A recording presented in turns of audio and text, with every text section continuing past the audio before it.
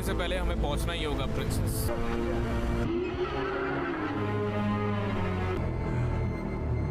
लेकिन इसका मतलब ये नहीं कि वो हमें कुछ और चाहने से मुझे वहीं छोड़ दिया। मैं खुद क्या मेरी परदादी उतनी ही सुंदर थी जितना कि वो कहते हैं?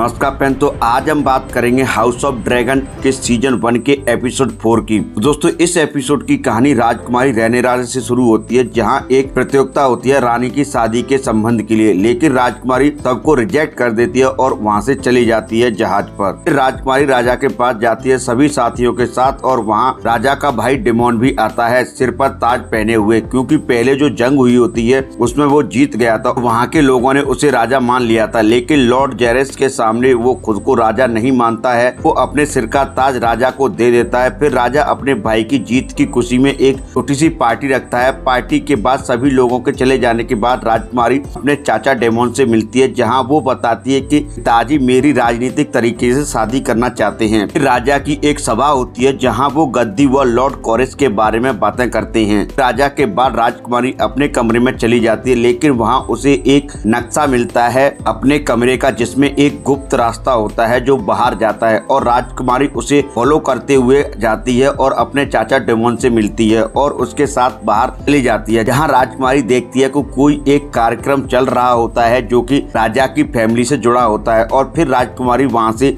चली जाती है, क्योंकि राजकुमारी आजादी से घूमना चाहती थी। फिर डेमोन राजकुमारी को वेश्यालय ले जाता है, जहां राजकुमारी लोगों को सेक्स करते हुए देखती है। फिर राजकुमारी डेमोन के साथ सेक्स करना चाहती है, दोनों का मन होता है, लेकिन डेमोन वहां से चला जाता है और फिर राजकुमारी अपने कमरे में चली जाती है। लेकिन दरवाजे पर सिपाही सर क्रिस्टन वहाँ होता है, वह उसे अपने कमरे में ले जाती है। फिर दोनों आपस में सेक्स करते हैं। उधर दूसरी तरफ डेमोन वेश्यालय के एक कमरे में सो जाता है एक वेश्या के साथ। फिर उधर रानी का पिता राजकुमारी की जासूसी से राजा जेरेस को राजकुमारी रैनेरा डेमोन के बारे में सब कुछ बताता है, लेकिन राजा उसकी बातों पर विश्वास नहीं करता है और उसे वहां से जाने के लिए बोलता है। फिर वो वहां से चला जाता है। ये सब बातें रानी डेलेनिया हाईटावर सुन लेती है। फिर रानी राजकुमारी को अपने पास बुलाती है और उसे वो इन सब बातों के बारे में पूछती है जो राजा से कही गई थी, लेकिन राजकुमारी झूठ बोल देती है, वो कुछ भी नहीं बताती है। उधर दूसरी तरफ डेमोन को राजा के सामने लाया जाता है, जहां राजा उस पर गुस्सा करता है